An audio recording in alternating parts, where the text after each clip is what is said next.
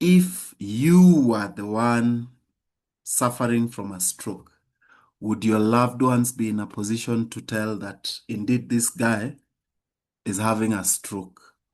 Because you remember, time, we say, is brain. Time is brain, literally. The longer it takes to identify that this guy is having a stroke, the worse the outcomes. So the more tissue we lose. So it's always best to be able to identify that this guy is having a stroke. And the best approach for you to take when it comes to teaching those around you to recognize signs of a stroke, whether ischemic or hemorrhagic, is usually the acronym FAST.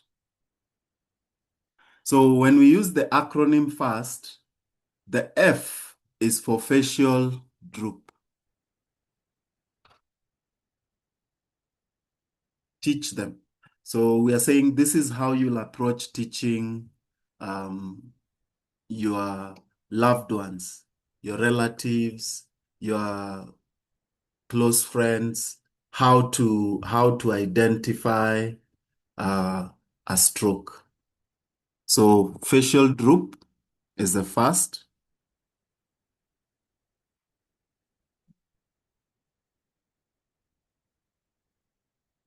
So I'm sure, Edgar, you're seeing the chat box and you will be able to respond accordingly.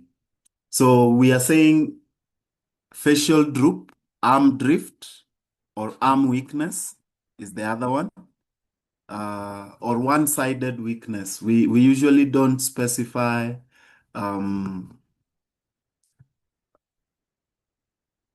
specifically, but the A is for arm weakness.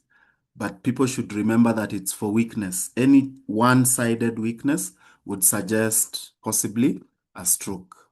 Speech abnormalities.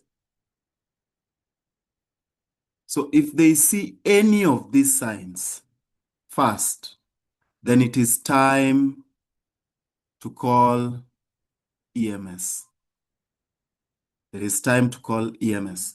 And if you've joined our other CMEs, you recognize that we constantly share EMS numbers, but I'll share them again. Edgar, I know, already projected.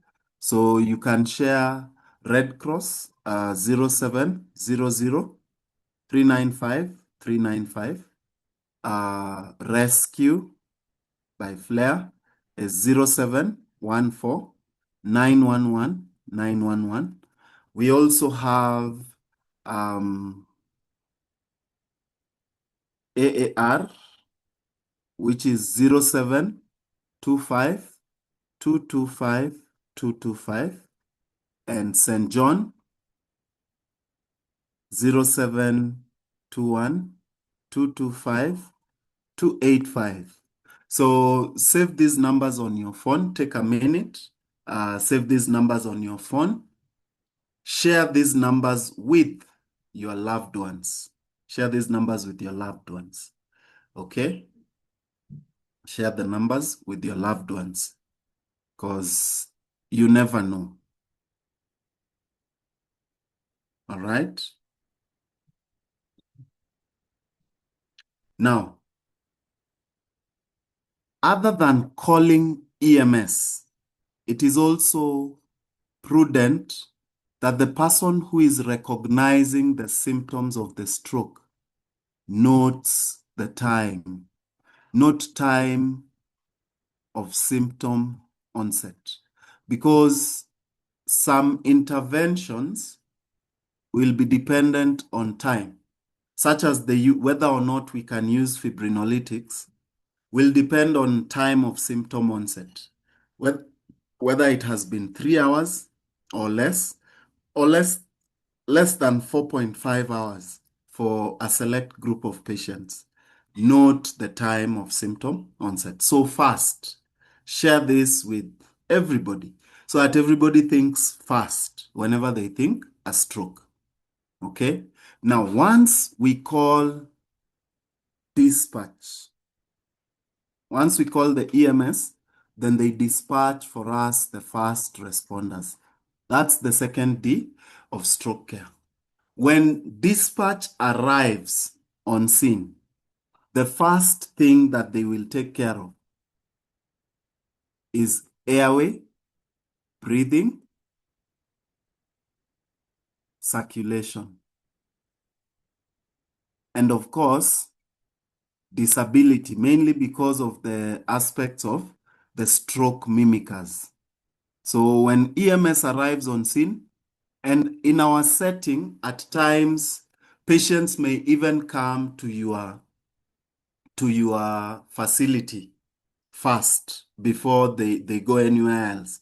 And your facility may not have the capacity to actually treat this stroke patient.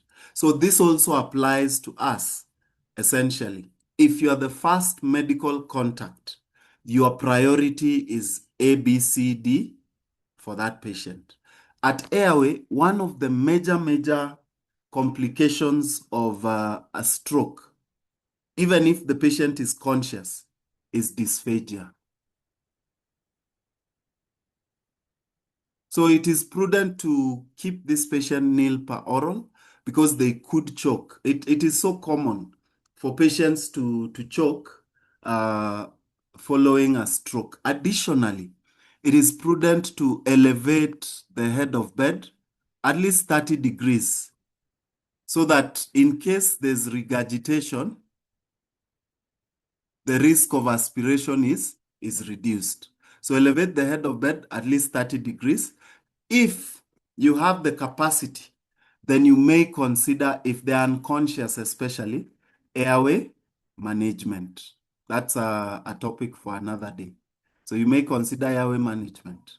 At breathing, the key issue is there disordered control of breathing? If there is, assist ventilation, especially if they are showing signs of respiratory failure. Okay? If they are breathing adequately, then it's okay. Ensure SpO2s are greater than 94%. Greater than or equal to 94%. All right? Those are the key pointers at B. We are not saying everyone will present with the signs of resp failure, but if they do, then consider assisted ventilation with a BVM. If they are breathing adequately but saturating poorly due to different issues, ensure you give supplemental oxygen to at least raise their SpO2 to greater than 94%. Now, in cases of circulation, what we really do not want is hypotension. Because if you allow for hypotension, then there will be reduced perfusion to an already ischemic brain tissue. So avoid hypotension by all means. All right. Now, if you are in a setting where you can manage the stroke, then we could consider managing hypertension.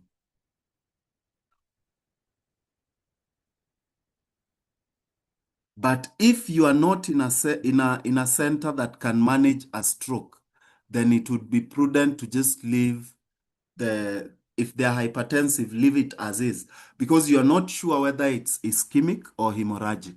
If it's ischemic, then it actually means that the hypertension could be what is maintaining perfusion to the brain. Of course, there are extremes that we will not allow, we would consider managing. It will ultimately depend on the protocols you have as a facility. At disability, the biggest thing that we want to consider is the levels of blood sugar, the blood sugar levels. What is the patient's RBS? Because some of the common, or rather one of the most common stroke mimickers is hypoglycemia. You want to avoid hypoglycemia and manage hypoglycemia at all costs. All right? We would define this as anything less than 60 milligrams per deciliter. Now, I know we use millimoles, so you just divide this by 18. This would come to about 3.3.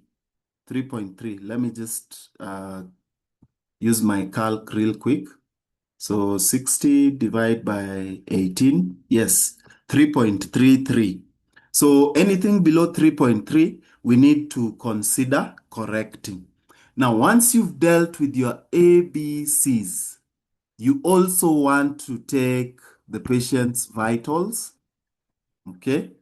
And you want to do, if it's a fast responder, you want to do a stroke scale. You want to confirm that indeed this patient is having a stroke and it's not a mimica like a tumor or a palsy of sorts, or maybe the postictal phase following a seizure and the likes. So you want to be sure that this is a stroke. And to do this, we use what we call the Cincinnati pre-hospital stroke scale. Remember, we are still pre-hospital, or we are at maybe a level 3 or a level 4 facility incapable of actually handling the stroke patient. So the Cincinnati pre-hospital stroke scale encompasses facial droop. It's usually abbreviated CPSS. So we start by checking for facial droop. Facial droop, we would ask the patient to smile. Ask the patient to smile, check the symmetry. If the smile is asymmetrical, then possibly you're dealing with a stroke. Ask patient to smile.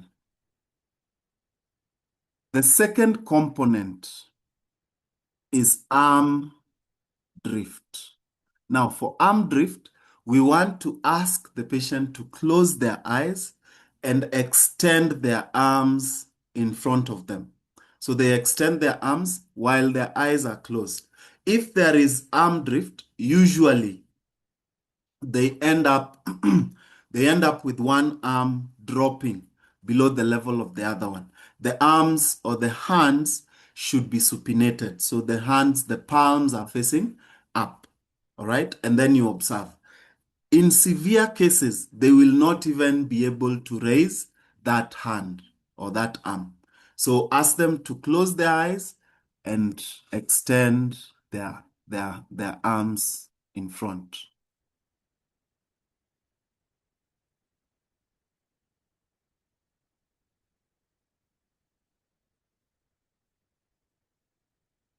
The final component is speech abnormalities. So when it comes to speech abnormalities, we want to then assess whether the patient is exhibiting any signs of speech abnormalities. So you talk to the patient, or you ask the patient to say a common phrase, okay? A common phrase that they would say even at home. If they have trouble saying that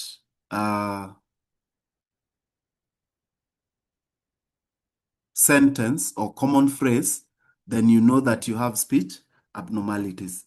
The presence of one of these signs usually indicates a probability of about 72%. So it's a 72% probability of a stroke. If all three are present, then the probability that this patient is having a stroke go up to 86%. Once we have confirmed that indeed this patient is having a stroke, then we move to the third D of stroke care. The third D of stroke care is delivery. So we've determined that our patient is indeed having a stroke.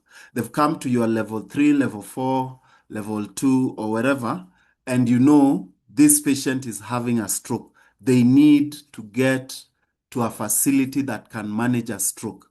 In Kenya, I doubt we don't really have a proper stroke center. So we can just say facilities that can manage a stroke. A facility that can manage a stroke proper is one that, one, has a CT, a working one, can do a CT scan or MRI promptly. One that has the capacity to administer fibrinolytics.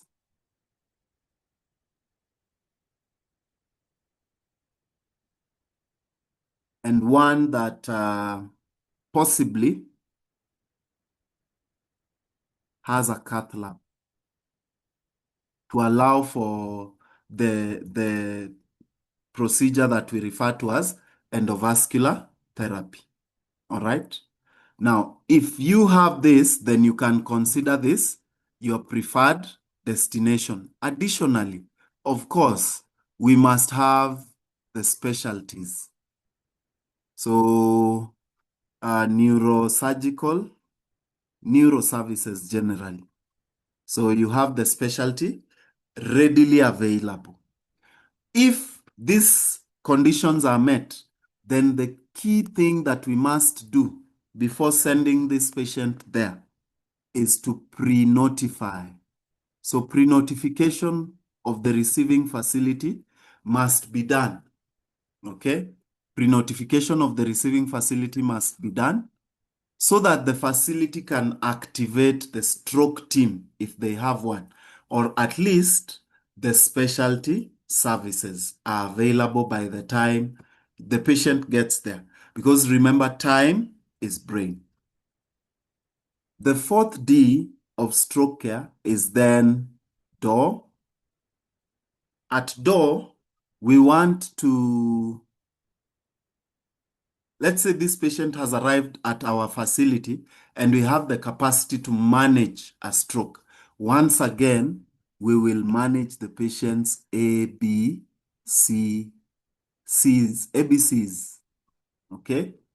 Plus, we will repeat the vitals, okay?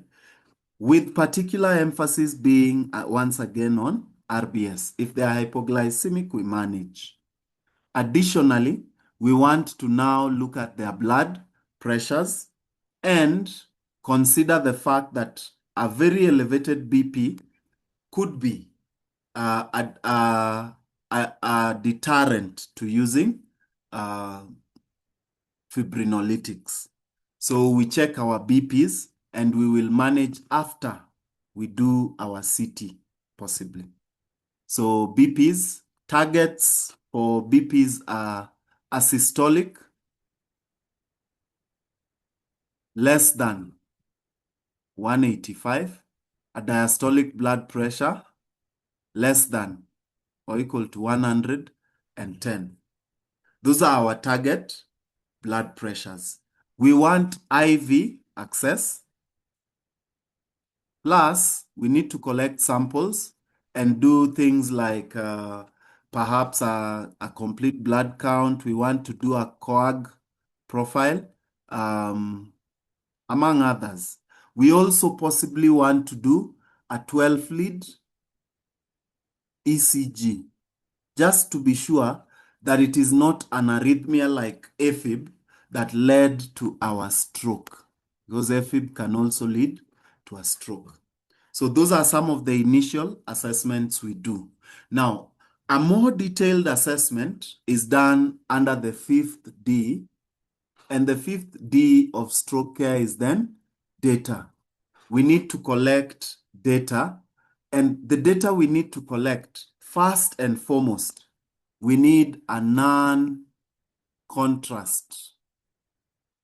CT scan.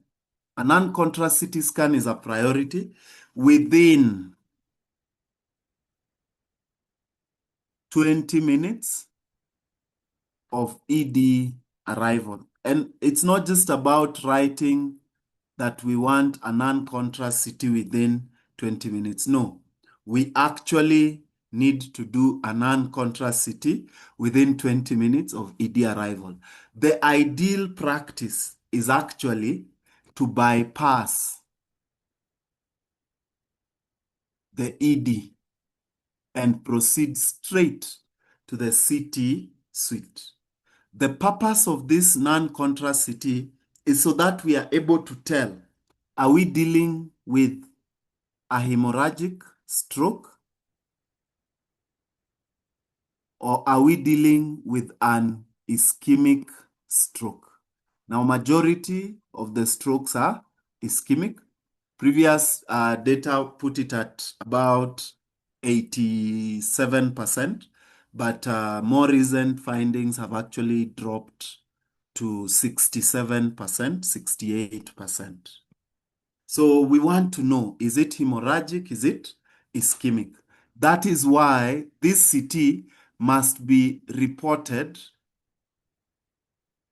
or interpreted within 45 minutes. So the non-contrast CT is a priority so that we know, are we activating the intracranial hemorrhage protocol? If it's a hemorrhagic stroke, we activate the intracranial hemorrhage protocol, which will ultimately lead to either surgical intervention, where we then end up doing a craniotomy, or uh, depending on the extent of the bleed or the severity, based on some scoring, we will determine to do conservative management. So it will take on a whole different pathway. The rest of the pathway we are about to discuss will mainly focus on ischemic strokes, which happen to be the majority. The second key piece of data that we need is a neurological assessment. Now, you need to do a neurological assessment in order to determine whether the occlusion is a large vessel occlusion or it is a small vessel occlusion. So one of the tools that is used for this is the NIH stroke scale. We can use the NIH stroke scale. We can also use the Canadian stroke scale. So if I pull, let me just quickly pull for us the NIH stroke scale and then share. And then we can just have a quick look so that we know what we are looking for. Now, based on the NIH stroke scale, we are usually able to give a score, okay? And the tool, let me just quickly get one that is visible. Where is that chart?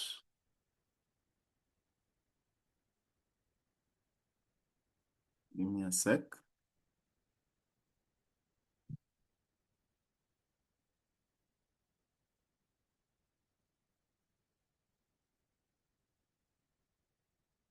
So the tool normally scores different aspects, even as I look for it. It normally scores different aspects of basically the FAST. So if, say, we are talking about facial droop, is there total loss of symmetry or is it slight? If we are talking about, yeah, I found it. Yeah, okay. So let me stop share and share what I have here. So an example would be something like this. So you look at level of consciousness. If the patient is alert and responsive, you score a 0. If the patient is unarousable or only has reflex responses, you score a 3. If the patient is able to answer the question about age and month that we are in, they answer both correct, you score a 0. If they are not able to answer either, then you score a 2. And then, are they able to follow commands? What is their best gaze? Okay. And then visual fields, facial palsy, as I was saying, is there complete paralysis or partial paralysis, or is it minor? Okay, just an asymmetrical smile with a normal looking face, or do they have a normal face? And then when it comes to the arm drift, there's no drift, you score a 0. There's a drift, but it doesn't go all the way down to the bed. Okay, there's some anti-gravity effort, but they cannot sustain. There's no movement at all, so there's total paralysis. You score a 4. Okay, so at the end of this scoring, anyone who scores anything above a 10, you'll go and have a look at this thing at your own time. Anyone who scores above a 10, for example, a score of greater than 10 would tell you that they have what we call a large vessel occlusion. A large vessel occlusion results in widespread neurologic deficits. Okay, so a large vessel occlusion is managed differently. If they score less than a 10, then possibly they have a small vessel occlusion. Of course, to confirm this, particularly if it's a large vessel occlusion, we would need to do a CT angiography. Okay. Additionally, we need to find out last known normal, or we can use the term time of symptom onset. When did the symptoms start? Time of symptom onset. Okay, time of symptom onset, because remember earlier we said our management of the patient will depend on time of symptom onset. Additionally, do a fibrinolytic checklist, because we will be considering using fibrinolytics. Is this patient a candidate for fibrinolytics? The fibrinolytic checklist usually outlines the relative and absolute contraindications.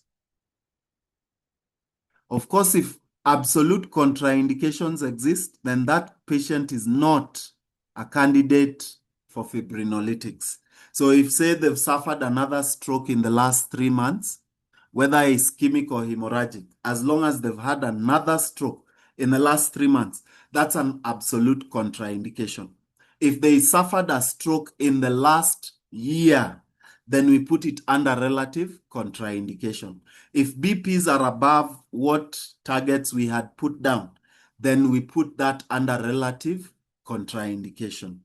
Okay? If they've undergone a procedure, say a surgery, in the last 2 weeks, then that's an absolute contraindication. Do they have any coagulopathies? That would be possibly an absolute contraindication. So you'll go as well and look at what the fibrinolytic checklist outlines as your relative and absolute contraindications. Once this data is collected, we then proceed to the next D of stroke, which is decision. We make a decision, all right? Now, the decision will be, we are either going to do fibrinolytics or endovascular therapy, or we combine both. Now, if your patient has you use fibrinolytics if the patient has a small vessel occlusion and it is less than 3 hours from symptom onset, or less than 4.5 hours for a select group of patients. Guys like the ones who go to sleep and then they wake up having suffered a stroke. That would be that would fall under this category. So was the time of going to bed less than 4.5 hours ago, we would consider fibrinolytics still. Okay? And then we want to also give fibrinolytics only if they have passed the checklist. There is no absolute contraindication. All right? and we've weighed our risks and benefits and feel fibrinolytics will be of use. If it is decided that we use fibrinolytics, then we can either use alteplase or tenecteplase, and tenecteplase is actually preferred. Endovascular therapy, on the other hand, which is something similar to like a PCI. You pass a catheter all the way to the occluded vessel and you break down the clot. At times, we can even directly introduce fibrinolytics directly targeting the clot. So that would be EVT plus fibrinolytics. Endovascular therapy can only be used in a large vessel occlusion. Okay? So if you confirm that it's a large vessel occlusion and you've even done your CT angiography and seen the location of the clot as a large vessel, then you consider endovascular therapy. Okay? Additionally, they must present within less than or equal to 24 hours. Usually, if they present more than 6 hours from symptom onset, before we do the endovascular therapy, so if more than 6 hours, penumbral imaging must be done. So penumbral imaging is done first before you proceed to do your endovascular therapy. Penumbral imaging is just basically trying to establish the affected tissue and the amount of salvageable tissue, okay? So that we know the penumbra is still ischemic, but it's not yet dead. We can be able to salvage it. How big is that area? Is it worth it? Yes, it is. Then we proceed and do our endovascular therapy. Now, once the decision is arrived at, the drug and or device is then instituted. So particularly if we are doing fibrinolytics, as I had said, we can do alteplase. The dosage of alteplase is 0.9 milligrams per kg. Maximum you can do is 90 milligrams. Okay. For this one, we give it specially. So the first 10% over the first minute. The rest over 1 hour. If you're giving tenecteplase, then the dosage of tenecteplase is 0.25 milligrams per kg. Okay? And this should be given up to a maximum dosage of 25 mg. Okay. Now, in terms of the duration of giving the medication, I'm not very sure. Just give me a sec. I check for you whether I'll be able to get the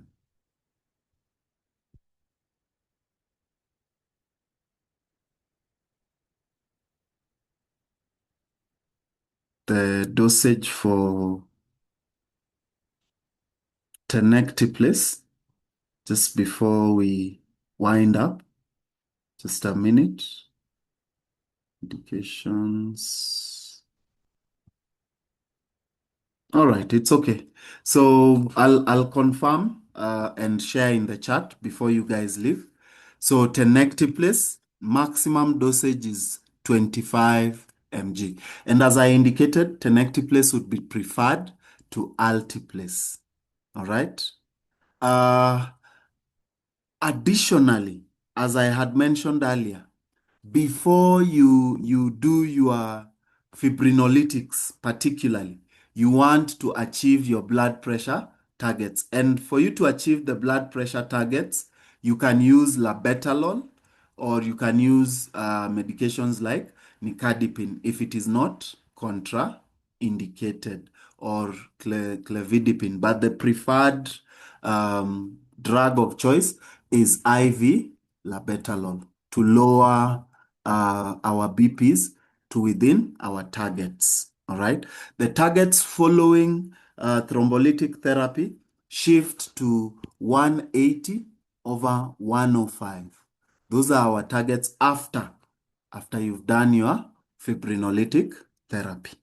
Now, once the drug and or device is given, we then proceed. Thank you, Edgar, for the NIH stroke scale. We then proceed to do our 8D, and our 8D is basically disposition. Disposition focuses on where we transfer this patient to. In most cases, in our setting, this patient ends up in the ICU. All right? So these patients normally end up in the ICU, but ideally, they should be in a stroke unit, because a stroke unit will have the requisite experience to ensure good outcomes. But as I had mentioned when we started, we do not yet have a proper stroke center, and as such, we do not have proper stroke units. The best I've seen maybe is a neurological ICU, but not an out-and-out stroke unit. That marks the end of our 8Ds of stroke care. So we will be taking questions. If there aren't any, Edgar Karibu. So Edgar will moderate any questions. If I need to step back in, I'll do so. Thank you so much for your time and attention.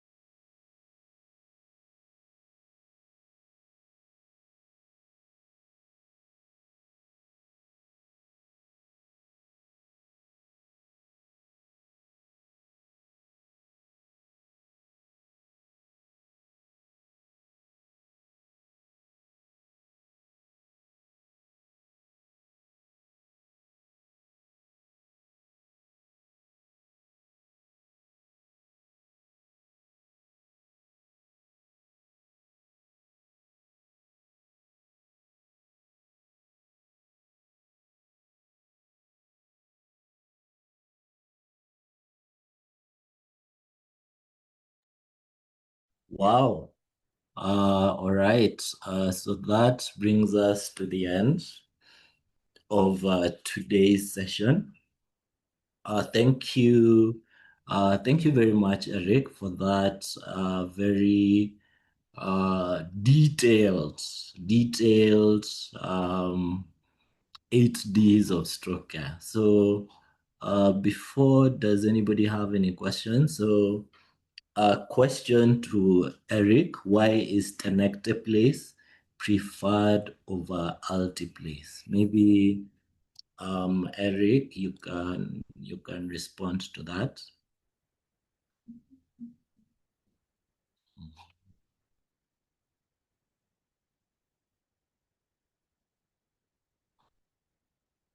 So tenecteplase is preferred mainly because, as I'm about to post in the chat, it is given over 1 minute. So it is likely to start working immediately, as opposed to alteplase, which would be cumbersome given over a whole 1 hour. Tenecteplase is actually given as an IV push over 1 minute. All right, thank you. Over 1 minute. Yes. All right. Yes. So do we have any questions? Any other questions related to stroke and stroke care? All right. If we don't, I would like to call today's session to a close. So apologies from the quality care side. The poster did indicate 10 CPD points. That is an error on our end. So for CPD points, medical officers, you're supposed to get 5. Nursing officers, you're supposed to get 5. And clinical officers, you're supposed to get 5. Lab techs, we have been speaking to your council for quite some time, but I don't know. The courses that we offer are not 100% relevant to lab tech. So therefore, whatever information we usually share, the CPD points are not a lot as a result of that.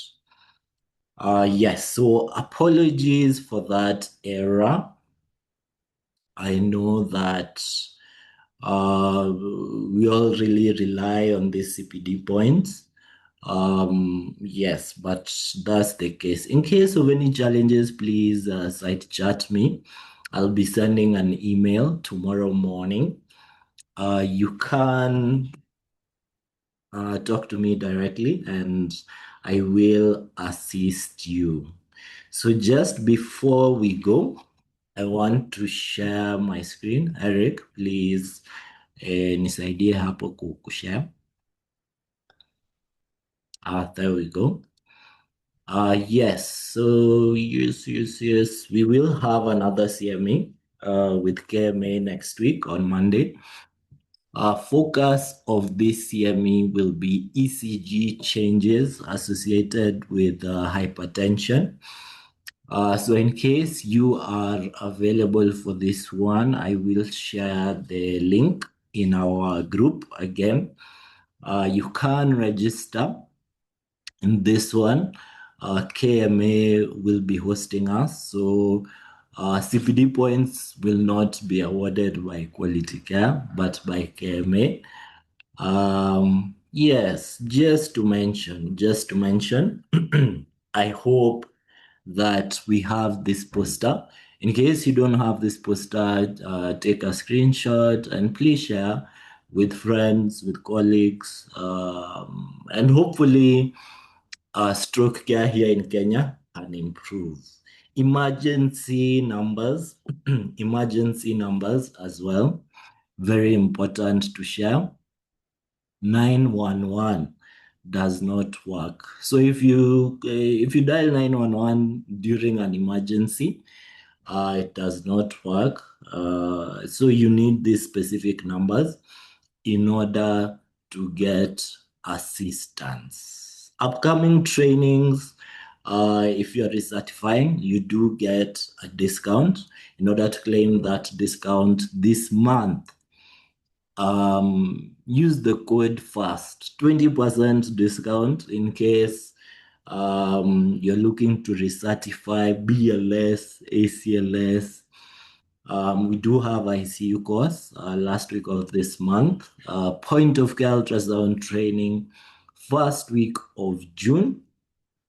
PALS, we have it next week. So in case you are recertifying, please take this chance to get this discount so that you don't have to suffer in paying the whole amount. Yes, this is where we're located. Clinical officers, you will be required to come here with your logbook to be stamped in order to get CPDs. Nursing officers, tutatuma certificates. Medical officers, we will share the code for you to claim. Lab techs, we will share your certificate. In case you'd still want to go ahead and claim your CPD points, you are more than welcome to do so. This is our website, Quality Care. We share a lot of skills and knowledge on our social media. So we request, please follow us, please support us. We'll highly appreciate it. We are called Quality Care Kenya on Facebook, Instagram, TikTok, LinkedIn. In case you are still not following us until now, wesio mzuri. All right, the time is 8 p.m. on the dot. We did say we would finish at 8. Thank you so much for attending once more. We hope to see you in the next one. And we hope we will purpose to share the knowledge and the skills that you do get in the CMEs and in our trainings. With that, I would like to call a close to today's session. Email on CPDs will be shared tomorrow, and we will start sending out CPDs on Monday. So medical officers, nursing officers, tutatuma CPD points on Monday. All right, have a great evening. See you in the next one. Goodbye. Good.